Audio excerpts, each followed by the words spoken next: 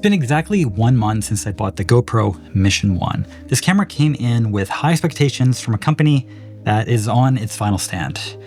If this camera came out last November, I think it'd be fair to say that it would have been a massive success right out of the gate. But now with the DJI Pocket 4P just about to release and the Insta360 Luna having already been released not long after this Mission 1, it really put it in a bit of a tight spot. This really is GoPro's last shot at the market. So in this video, I'll explain, did they pull it off, or am I a little bit underwhelmed? Quick disclosure before I get into things, I paid for this Mission 1 with my own money. Same goes for the Action 6 that I've reviewed countless times, my Ace Pro 2. Now let's start things off with image quality and colors. If you watch my channel, you know I prefer a more natural looking image. Not only is it easier to share comparisons between cameras, it's just what I prefer overall.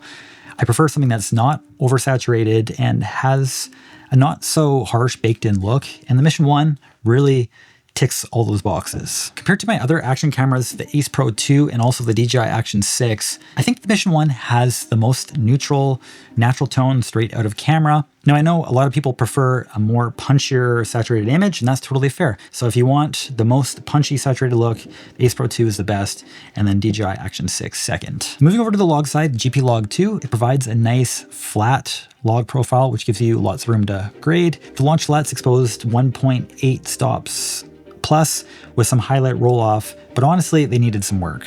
Now, Abe Kislevitz released a newer LUT that lands much closer to the cinematic normal look, and that's been my starting point ever since finding it when Chris Meets Chris posted his video just last week. One thing to keep in mind when working with these log profiles, you will need to add contrast and fine-tune your exposure when shooting log, so I'd avoid it entirely unless you're experienced with doing that. Now, while shooting in this GP log, I've tested a black and white Kodak Tri-X 400 LUT, and I'm genuinely impressed with how it looks in monochrome. I think this sensor does a really good job with its black and white output. Maybe in the future, GoPro, will you add black and white film look within the camera? Would be pretty nice. Okay, photo performance. I don't know if you watched my last video where I did a bunch of photo comparisons. I ended up getting a really decent look at photography performance with this camera. So I'm going to share my results now, but I still encourage you to watch the official video, and I'll leave that linked at the very end of the video. Now, going into performance, this is not going to be the sharpest camera at a distance. This isn't meant for landscape shooting, and I was able to see this comparing with these two different cameras and also my Nikon Z6 III and iPhone 17 Pro, that it just isn't really up to snuff when it comes to distance shooting. Where this really does well is with closer subjects. Now, not all that close though. You still have a very poor minimum focus range of 60 centimeters at the closest. But now looking at your shots in that 60 centimeters upward to a medium telephoto range, everything looks quite sharp, and I'm pretty impressed with what this can offer. There is a lot of push and pull in the images, and that's one of the benefits of this 1-inch sensor that's on this. Now, there is one warning I would like to offer when shooting JPEGs. I would advise you to shoot low sharpness with no noise reduction. And this is if you are intending to zoom in on your image. Comparing all these cameras, iPhone 17 Pro, Nikon Z6 III, Ace Pro 2, and also the Action 6, the Mission 1 had by far the worst artifacting when you zoomed in. And this can look really unnatural. So I recommend, if you are planning to zoom in, to shoot in RAW, and make sure if you are shooting a JPEG to have those settings turned to low. Once again, watch that full video because I do a deep dive. I think the video is around 25 minutes long, and I also offer sample images in the description. Time to talk about auto ISO and exposure monitoring. Now, with you not having any manual controls like you would get on a mirrorless camera, auto ISO really matters here. And it's decent on this camera, but different a lot of times to what you're used to if you're using something like the DJI Action 6 or the Ace Pro 2. Now, the Mission 1 is far less sensitive than the DJI Action 6, but the DJI Action 6 reacts almost instantly, moving from dark to light scenes or light to dark, whereas the Mission 1 takes noticeably longer. So your shot will sit dark for a beat while it catches up. Now, because of this, I've actually avoided shooting the Mission 1 in mixed lighting conditions, going from, say, a well-lit scene to a dark scene. Now, if you're an experienced shooter, you can shoot this manually, and I find the Mission 1 to be the easiest to change those settings based on having some quick access on the screen. But for total beginners, this is going to be a bit of an issue, and I think a lot of people aren't going to be really happy with the results of the auto ISO on this because you sort of have to trim the clip and bump the exposure on those scenes. A lot of people want to just slap this on a timeline and go on their way. I was really hoping that they would have addressed this because I've been mentioning this issue since the very start. But when I was in Vancouver the other day, I still had that issue while shooting in GPlog 2. This only gets worse because of the display. I don't find the display to be all that great, especially the front screen. It is really difficult to gauge your exposure, and this is worsened by the fact that there is no preview LUT. Everything you look at on the screen is completely flat. And I feel like I'm in 2020 still shooting log images without a preview LUT. And that is a real downside when shooting GPlog 2 in this. Now I will give credit to GoPro. They have the best on-screen information out of all these cameras, allowing you to see the EV level, but the EV level doesn't really explain everything, the entire story. It just is gauging the entire scene. So I find when you bring things back to the computer, a lot of times you're overexposing things or underexposing things, and you only notice that after the fact. Now, one would hope, because the on-screen experience isn't all that great, that the Quick app would be able to possibly save you. And I'm here to tell you that it's not all that much better. Now, when you're using the Quick app to preview your shot, there's basically nothing on the screen. With the ILS coming, I was hoping we'd see at least a histogram by now, but nothing. To be fair, you can change your settings in the app, just not while you're in that live previewing screen. And even then, I'm not really a fan of the layout. Now, obviously for some recommendations, something like what the Blackmagic camera app offers would be far better, with real information overlaid over your live image, and that would make things so much more usable. As it stands, it feels more like an afterthought, unfortunately.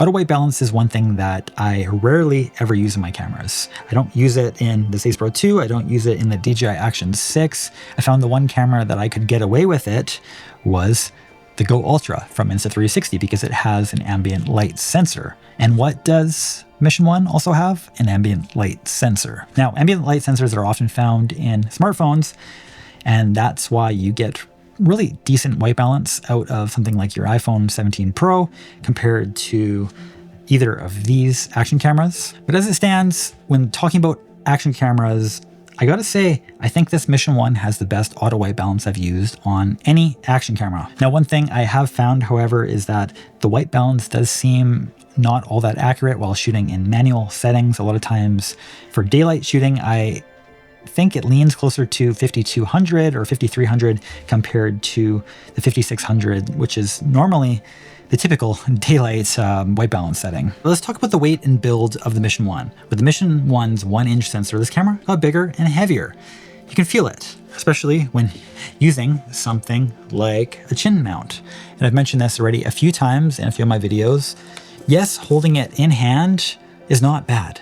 Almost anyone should be able to hold it in their hand.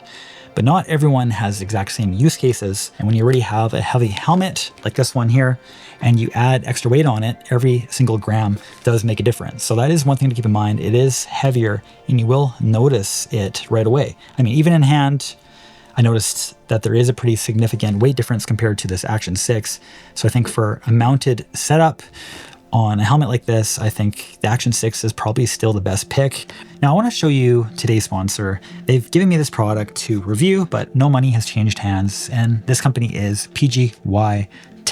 Now the device I want to talk to you today about is their CapLock action camera handlebar mount.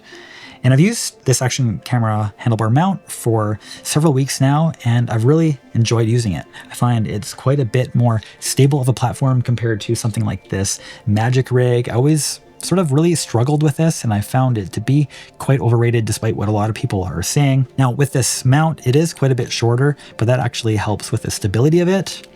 Now you actually have as well this piece here if you want to put it on a handlebar that is quite a bit shorter than the average, or sorry, thinner, and that just clamps on like this. Now, if you just have a normal size handlebar, you can easily take this off. And now this is fully adjustable. You can twist it whichever way you'd like. And I think if you are wanting something for this Mission 1, I would really look for something that is nice and durable, and I think this fits the bill. I will mention, however, if you are wanting to use the cage, it seems like it brings it to around the tipping point where everything starts to get a bit too heavy for using this, so I would recommend just using it bare like this. Okay, let's talk reliability. This is the one thing that had a lot of people hesitating based on some previous issues with GoPro, but during regular recording, I haven't had a single issue. Now, I did do one stress test comparing all three of these cameras, doing 8K 30 recording with the GoPro, actually having the worst performance out of all three, but it still managed to get 37 minutes of record time at 8K 30, which I think is pretty decent. If you want to watch that video, I have that on my channel. I know a lot of people have been hesitant to move over to this GoPro because of overheating, but that hasn't been my experience with this camera so far. Now, durability is one of the best reasons to buy a Mission 1 over something like a pocket gimbal like this Luna or the Pocket 4. I dropped this Mission 1 and I can't even really tell where I dropped it. It was from about 4.5 feet.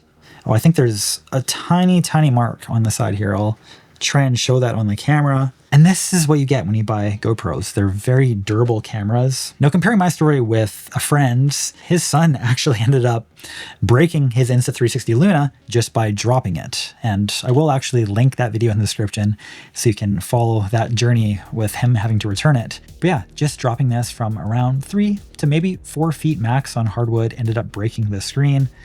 So you're not going to get nearly the same durability that you'll get out of something like this Mission 1 camera. So if durability is your focus, or you're wanting to hand it to small children and you can't afford to pay for repairs, this is a real winner. Now, looking at the battery life from the Mission 1, it does have a bigger battery than the Hero 13, but you don't get anywhere close to the amount of runtime you get with this Action 6. Really, you're going to want to bring spares if you're out shooting a full day. You just won't be able to do it with a single battery. Now, because of the performance of this camera, I think it's forgivable, and it doesn't cost too much to have additional backups, and you can also use the Hero 13 batteries, I think even all the way down to the 11. Now let's talk about audio. I've actually been running the Insta360 Mic Pro with this replica style Rode cable. This was only around $12, $13. I will link this in the description if you want to buy this on Amazon. Now, just one thing I want to mention is that the Mic Pro receiver does slide off quite easily when facing outward. So if you're wanting to vlog, you'll have a bit of an issue with that. When you are behind the camera, however, it does stay seated much better.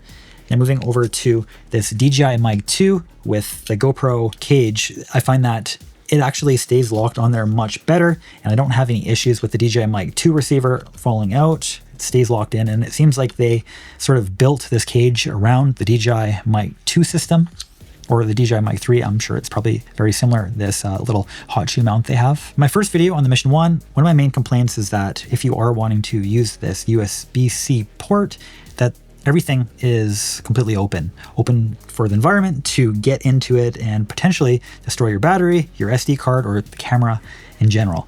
Now, someone mentioned that you could actually buy this battery door cover, and actually ended up just 3D printing it myself. Now, I highly recommend, if you are looking to use a USB-C setup like this, to just buy this or print one.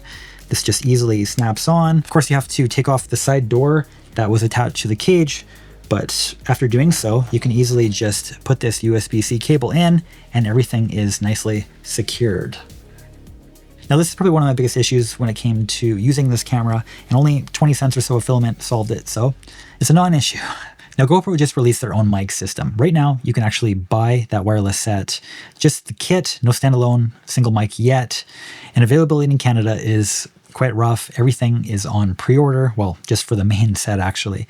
Now, for the weight of that transmitter, it is 13.9 grams with the magnet included, and that is one of the lightest on the market currently. Now, that microphone is 24-bit, not 32-bit float, but it's small and reasonably priced at $69.99 Canadian for the single mic, or $109.99 Canadian, including a USB receiver with the mic, or around $219.99 Canadian for the 2 mic plus receiver combo. Now, from the samples that I've listened to, it sounds actually pretty good, and there is quite a bit of transmission range with the device as long as you are facing towards the camera, and that is connected to just the camera or with the receiver. It seems to do a pretty decent job. The real downside with that mic set is that you can only connect one transmitter at a time to the camera alone. So you are stuck having this cage set up with a receiver, which is pretty unfortunate because the other cameras on the market do allow you to connect multiple microphones. Now, looking at the camera's internal audio, it does offer 32-bit float, which will really help with clipping, but I wouldn't use it for spoken dialogue. Where this really shines is ambient sound. Strapping it to something noisy like a motorbike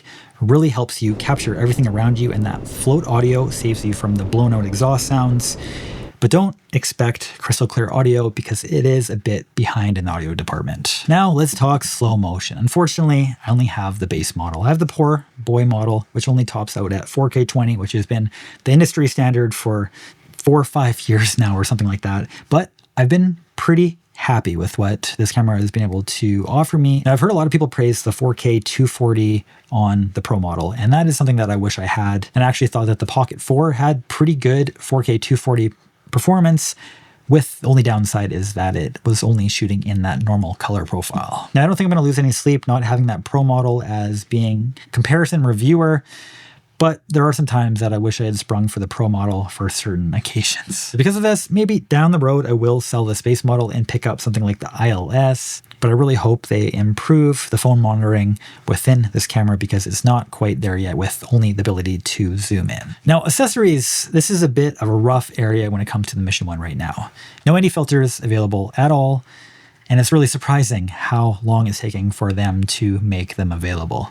Also, no official close focusing macro lens either. Luke Edwin built a do-it-yourself close focus option using 3D printed parts and a Vivitar close-up set of filters, which is a cool budget solution if you want macro without spending much, though I still prefer the twisted focus setup like on the Action 6. Now, I've talked to a few different filter and accessory companies, and right now, nobody's building anything for this camera. I've heard straight up that GoPro accessories historically don't sell well, so companies just aren't even bothering, and that's really a rough sign for where GoPro sits right now. Now, I want to quickly talk about one more accessory from Pgytech that I think is really useful. I actually was at a car show recently, and I found great value in this.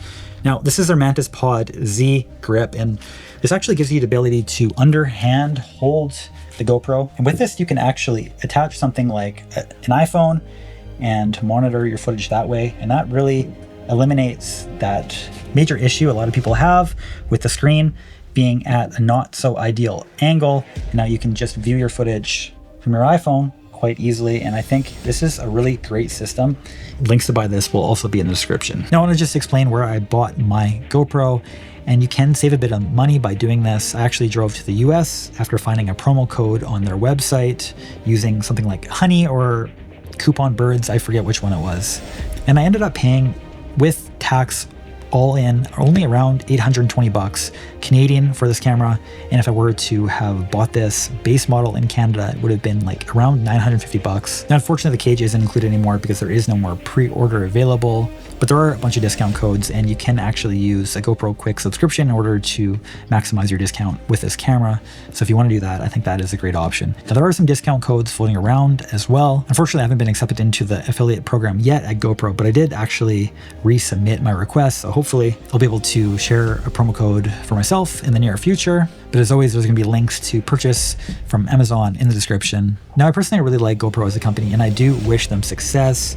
So hopefully this is just the start of a new chapter for GoPro, and they are able to make further versions of this camera. That is it for this video. Links are below for everything mentioned: the Pgytech MantisPod Z, the Pgytech Handlebar mount, or any of the CapLock mounts if you want to just have a quick release system, and also for the Mission 1 itself. Thanks everyone. Thank you so much for watching. Take care. I will see you in the next video. And if you want to watch my photography comparison video that I dreaded to make, that will be right here. Take care, guys. Bye.